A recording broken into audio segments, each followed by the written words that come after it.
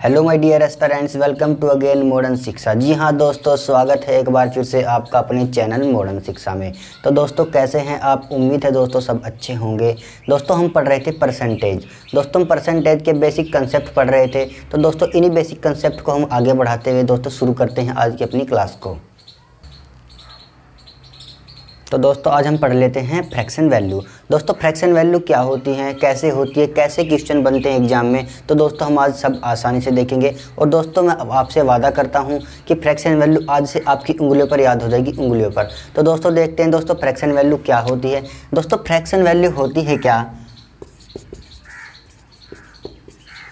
दोस्तों जब भी हम 100 को किसी संख्या से भाग कर देते हैं तो दोस्तों वह संख्या फ्रैक्शन में आ जाती है।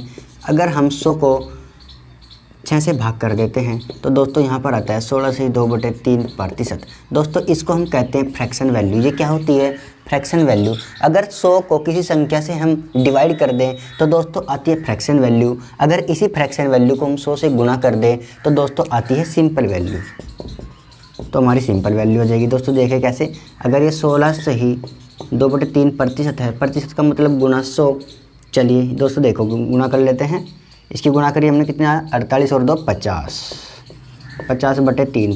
प्रतिशत का मतलब होता है दोस्तों बटे में 100। यहाँ पर गुणा कर लिया हमने 100 से, ये कटा 2 बार, ये आ गया दोस्तों 1/6। ये 1/6 भी दोस्तों फ्रैक्शन वैल्यू ही है। दोस्तों ये अगर हमने 100 को 6 से भाग किया है तो दोस्तों 16 से 2/3% आया है। 16 से 2/3% को हम लिख सकते हैं 1/6, शॉर्ट फॉर्म में लिख सकते हैं 1/6। ये इसकी फ्रैक्शन वैल्यू होती है। तो दोस्तों शुरू से देख लेते हैं फ्रैक्शन वैल्यू क्या होती है।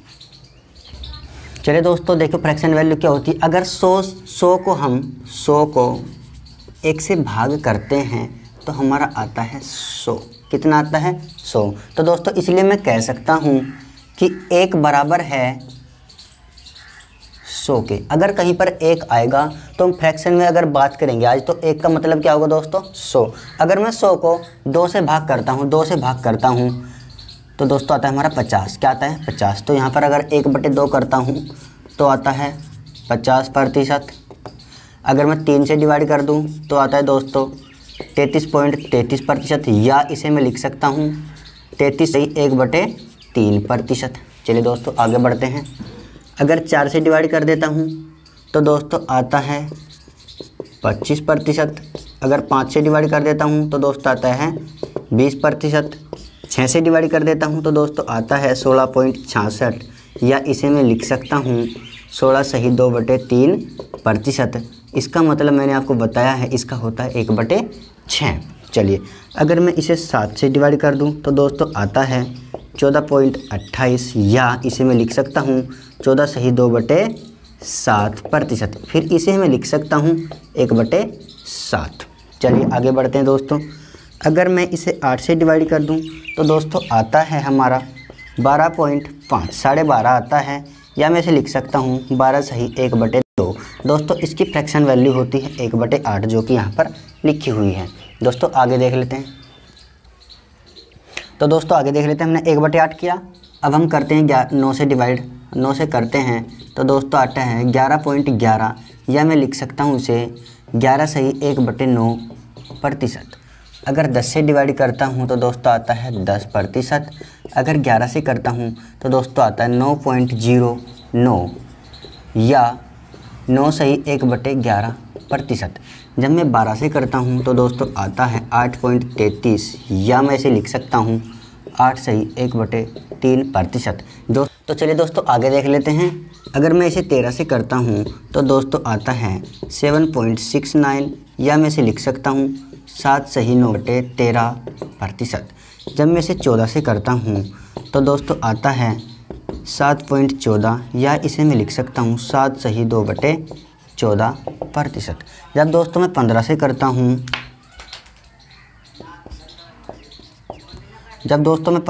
हूँ तो आता है 6.66।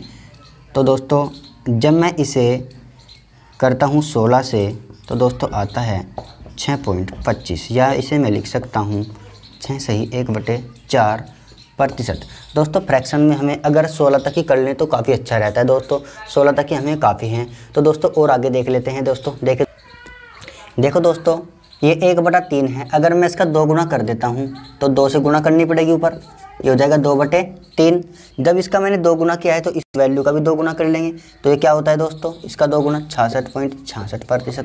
दोस्तों एग्जाम में कभी आपको लिख कर देगा 66.66% गुना 5, कुछ भी करके देगा, तो दोस्तों आपको इसकी जगह डायरेक्ट क्या लिख देना, डायरेक्ट इसकी जगह दोस्तों 2/3। मैंने इसीलिए आपको ये नंबर बताए हैं। अगर कहीं एग्जाम में सिंपलीफिकेशन के सवाल पूछे जाते हैं, ऐसा नंबर लिख के दे, ऐसा नंबर लिख के दे, जैसे कि 9.09 है, तो दोस्तों इसकी जगह आपको क्या लिखना है, 1/11। इसको सोल्व नहीं करना है, कैसे सोल्व करना है कुछ भी नहीं करना है, इसकी जगह क्या लिख देना दोस्तों, 1/11। तो दोस्तों देखो ऐसे अब क्या है, अगर मैं इसका दुगुना कर दूँ, इसका दुगुना करूं तो आ जाएगा 2/4। तो दोस्तों ये आ गया 1/2, जबकि 1/2 का मान हमारे पास है 50%, तो दोस्तों ये नहीं चलेगा। इसका मैं कर देता हूं 3 गुना। अगर हम 3 गुना कर दें तो 3 के ऊपर गुना करनी पड़ेगी, नीचे 4, तो इसका 3 गुना कितना दोस्तों, 75। इसका 3 गुना कितना, 75%।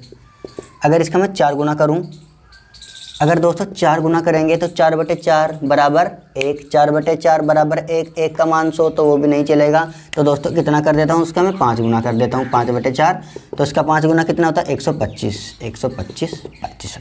दोस्तों उम्मीद है समझ रहे होंगे आप। चलिए दोस्तों अगर हम इसका 2 गुना कर दें, इसका 2 गुना कर दे तो हो जाएगा 2/5, तो इसका 2 गुना कितना, 40।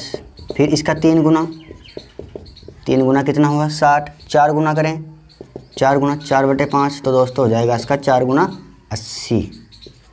80% हो जाएगा। अगर 5 गुना करें, 5/5, अगर 5/5 हो जाएगा तो दोस्तों क्या आ जाएगा, 1 का मतलब 100, तो वहाँ पर नहीं चलेगा।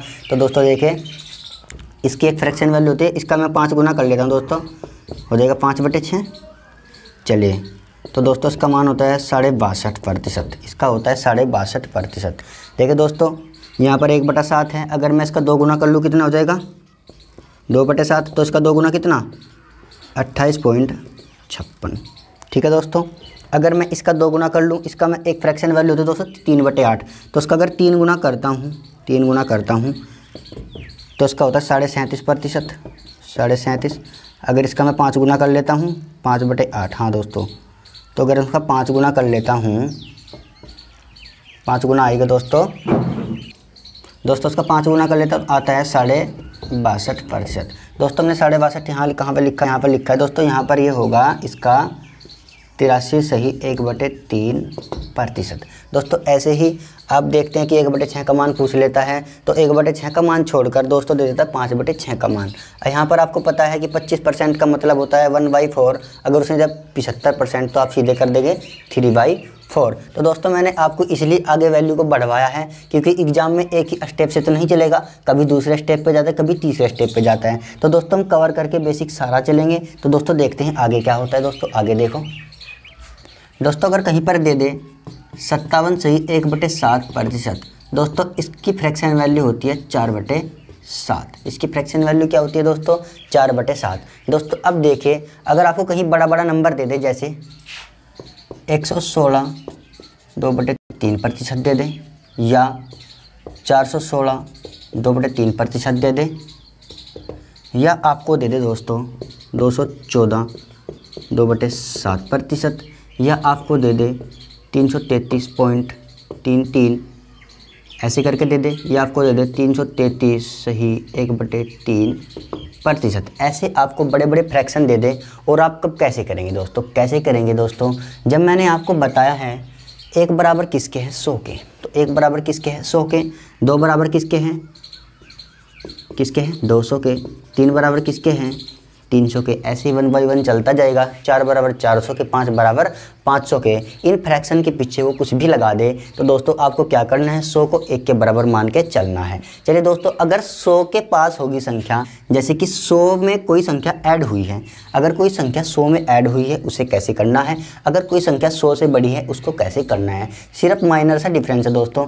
जैसे कि ये है हमारा नंबर 116 सही 2/3%, ये कैसे है, ये 100 + 16 सही 2/3% है। दोस्तों हम जानते हैं 16 से ही 2/3% की फ्रैक्शन वैल्यू 1/6 होती है, उसको हमने पहले ही पढ़ लिया है। ये देखिए दोस्तों 16 से ही 2/3 की फ्रैक्शन वैल्यू 1/6 होती है, उसको हमने पहले पढ़ा। इसका तो हुआ 1/6 और हमें पता है 100 बराबर किसके है, 1 के हैं, तो 100 की जगह हमने रखा 1 प्लस 16 सही 2/3 की जगह रख दिया हमने 1/6। चलिए दोस्तों क्या होगा, इसकी गुना इसके साथ करो, ये जोड़ दो, 6 कम 6 और 1 7/6। इसकी फ्रैक्शन वैल्यू क्या आ जाएगी, 7/6। अगर 100 से बड़ा नंबर है तब कैसे करना है, अगर 100 से बड़ा नंबर है दोस्तों तब कैसे करना है। देखो दोस्तों ये कितना है, 200 प्लस 14 सही 2/7%। इसका मान क्या होता है, इसका होता है 1/7। कितना होता है दोस्तों, 1/7। अब 200 बराबर किसके हैं, 2 के। तो क्या करना है दोस्तों, कैसे करना है सवाल को, 200 का मान क्या रखा मैंने यहाँ से 2 तुरंत लिखा, इसकी फ्रैक्शन वैल्यू 1/7, 1/7 चिपका दे दोस्तों, चिपका दिया। कैसे चिपका दिया, 1/7। ये दोस्तों प्रॉपर और इम्प्रॉपर फ्रैक्शन का एक हमारा एक वो होता है दोस्तों नियम, तो उससे करते हैं। चलिए दोस्तों ये तो हो गया।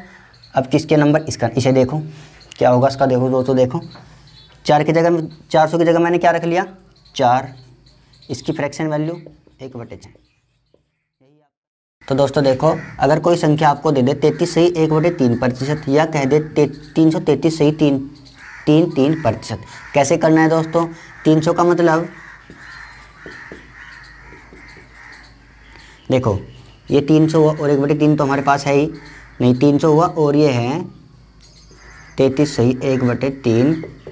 300 का मतलब 3 और इसकी फ्रैक्शन वैल्यू 1/3, ऐसे चिपका दो दोस्तों। अगर कहीं पे दे 333.33 तो दोस्तों इसका भी मतलब क्या है, 3 सही 1/3%। तो दोस्तों उम्मीद है आप इस चीज़ को समझ गए होंगे। दोस्तों अब हम देख लेते हैं प्रॉपर फ्रैक्शन क्या होता है और इम्प्रॉपर फ्रैक्शन क्या होता है।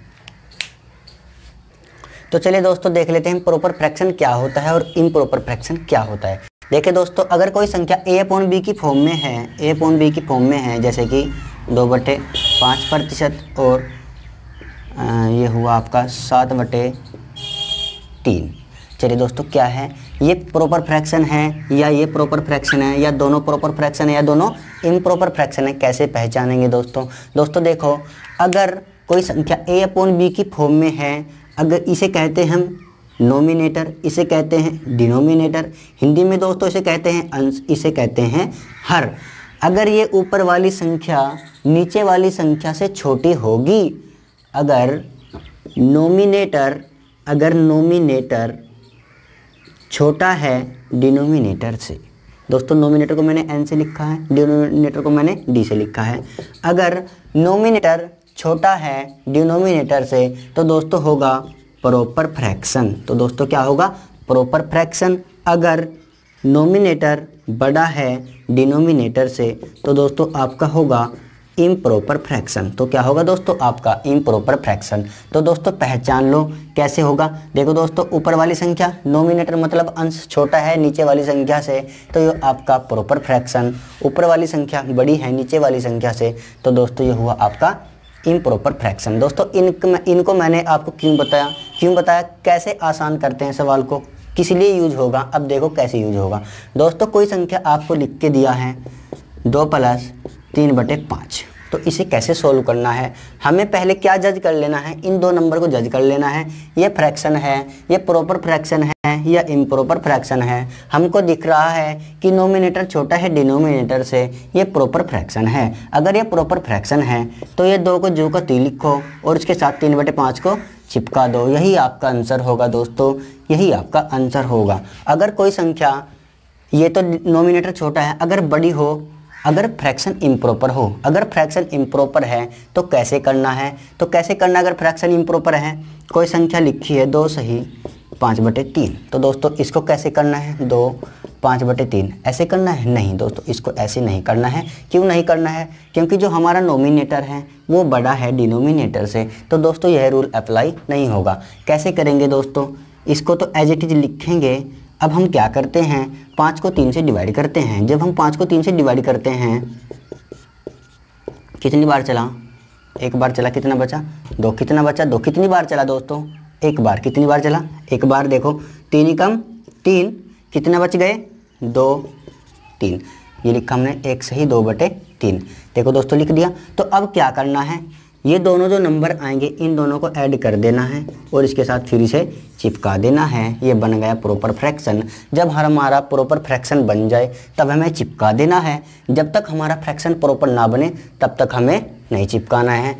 अगर दोस्तों कहीं सवाल आ जाए ऐसा 8 - 3/5, तो इसको कैसे करना है, इसको दोस्तों करते हैं लोग एलसीएम के मेथड से। एलसीएम कर लेते हैं, इसका 5 एलसीएम आ जाएगा। तो दोस्तों जल्दी कैसे करना है, देखो जल्दी कैसे करना है। इसमें से मुझे एक नंबर को माइनस कर लेना है। देखो ये 8 है तो उसकी जगह लिख लेना है 7।